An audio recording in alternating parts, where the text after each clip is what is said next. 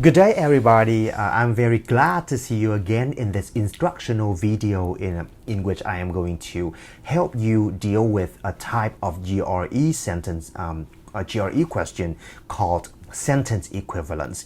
I am currently an academic director at Dole English in Saigon, Vietnam, and I oversee American test prep programs including the SAT, the GMAT, and the GRE.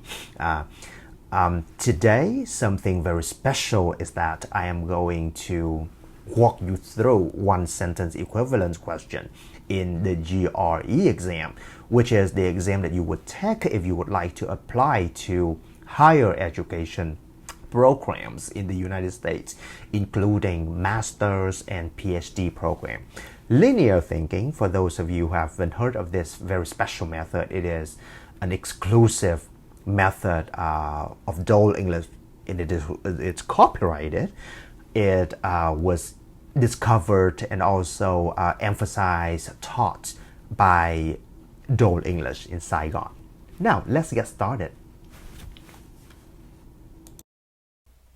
Okay, GRE sentence equivalence question is a sentence in which there's a blank, and then you are given 6 answer choices. There will be several synonyms, but you will have to choose 2 correct answer choices. They are most of the time they are synonyms. Sometimes they are not, but if you fill the blank with these 2 answer choices, they will produce sentences with the same meaning. Okay, right now for any questions, please keep in mind that the first thing you'd have to do is to read the sentence, but please cover the answer choices.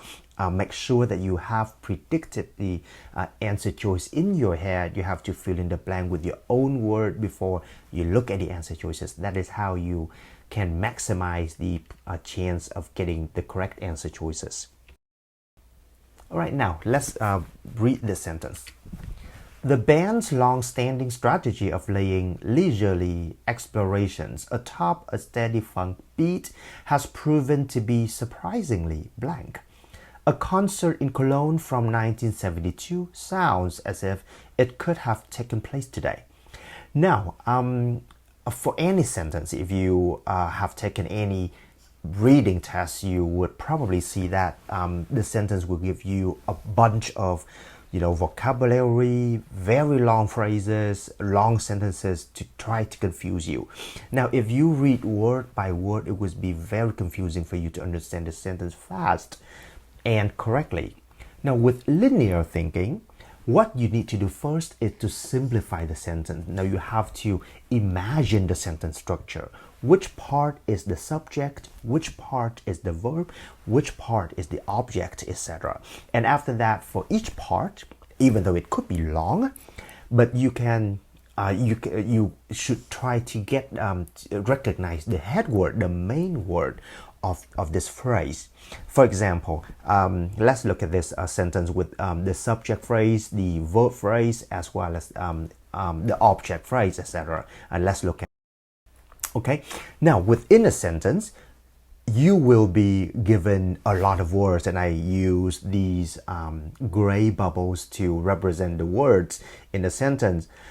You will be given a lot of words, but within the sentence, there are several main words, and I use kind of the pink color here to represent the main word, and you can see that the gray bubbles show you where the difficult vocabulary might occur. So if you read with linear thinking, you know what to focus on, you know what to disregard. That way you don't have to rely too much on difficult vocabulary. Now let's look at this sentence. The band's long-standing strategy of laying leisurely explorations atop a steady funk beat. This long phrase is a subject. However, if you know that the head word is the word strategy, you probably don't have to read so much. You don't have to read everything. You can just focus on the word strategy for the subject. The verb here is the phrase has proven to be. And then the word surprisingly is a modifier, which is just a supporting detail. You don't have to pay too much attention to this word. And then after that, you can see this colon right here. And the part after colon means that it is giving you a definition or an explanation for the blank, right? So you can read, but again, this phrase is a very long phrase. A concert in Cologne from 1972 sounds as if it could have taken place today. This is a long phrase, a long clause. But if you know what to focus on, you would then understand the sentence very simply, very easily, effortlessly. You can see that the main word is the word concert, right?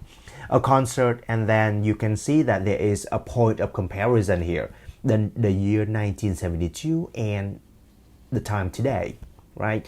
So you can kind of pretty much remove other unnecessary parts, including, in Cologne, right? And also, unnecessary kind of functional phrases, including if it could have taken place, right? So the short phrase for this is a concert in 1972 sounds as if it could have, sounds as if today. Okay. Now, so what you can focus on right now is the word strategy, the phrase has proven to be, the blank, and after a colon you have a concert in 1972 sounds as if today. So the main idea is the strategy is blank, colon, an explanation, right? An old concert sounds as if today. Okay, so this sentence has become so much simpler and you can understand it very fast, effortlessly, and you can also retain the information for a much longer time too. So that is the first step in dealing with a GRE sentence equivalence question. Now, the next step is to predict, right? Now you can see that, because the explanation here is that an old concert sounds as if today, then you can use that to predict that the phrase that you need, the word that you need to fill in blank would mean something like foreseeing or predictive, because such an old concert sounds as if it happens today. Then it is something that kind of predict the future in itself, right? So foreseeing or predictive is a good prediction for this blank. Now, let's get to the next part, which is eliminations. Eliminations means that you look at the answer choices and then match the correct answer choice with your prediction and then eliminate everything else. Excuse me. Now, in a sentence equivalent question, you will be given a couple of pairs of words, a couple of pairs of synonyms, right? And then one will be an answer, the correct answer, one pair will be a distractor, and the third pair will be irrelevant words, irrelevant meaning words, right? Now, what you can do is that you can eliminate these pair. The first pair is the pair fortuitous and the pair serendipitous. It means accidental, happened accidentally, right? It doesn't really relate in this case. It's not really related to the prediction that we made earlier about foreseeing or predictive, right? And then you can also eliminate popular and lucrative. Popular means famous, lucrative means profitable. They are both irrelevant. In this case, they are nothing like what we predicted in the word foreseeing and predictive. And we are left with the two correct answer choices, including foresighted and prescient. If you don't know the meanings of these words, you can kind of guess the meaning based on the roots, right? For example, the root for means before, right? Sight means see, right? So it means you see something before it happens, right? And this is also the noun form of the word foresee, right? Another word, prescient, you have pre, which means before. You have science, which means knowledge. So prescient means something that you know beforehand, right? So it certainly means predictive or forecasting or foreseeing, right? So these are the two correct answer choices. Okay, I hope that my video today has helped you with a twofold strategy. First is how to deal with this type of question, the sentence equivalence question in the GRE, and the second help that it has for you is that it will kind of introduce to you what linear thinking is and how you to use linear thinking to deal with any of the reading question type. Bye, and I hope to see you in my next videos.